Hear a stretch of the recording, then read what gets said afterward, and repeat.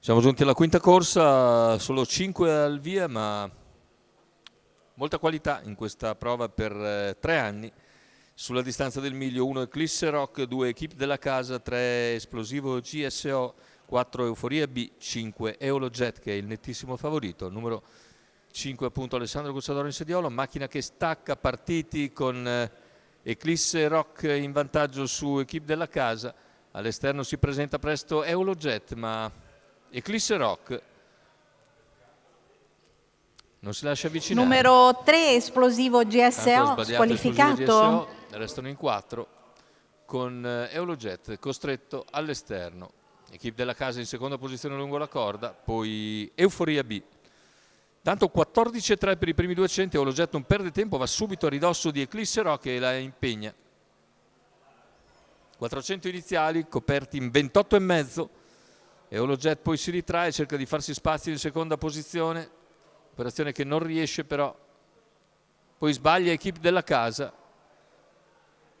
Numero 2 Equipe della Casa sappiamo se squalificato. c'è stato contatto, ma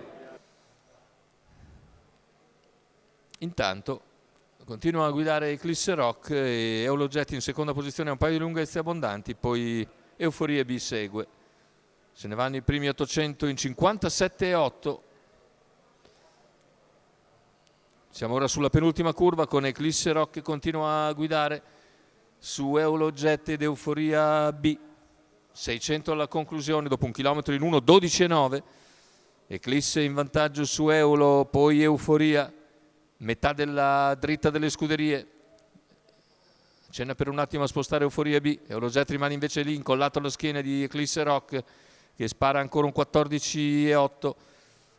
Eolojet in seconda posizione davanti a Euforia B. Siamo sulla curva finale, sposta a questo punto Eolojet, si porta su Eclisse Rock che però ancora ha una lunghezza da controllare sull'avversario che si ripropone all'ingresso addirittura.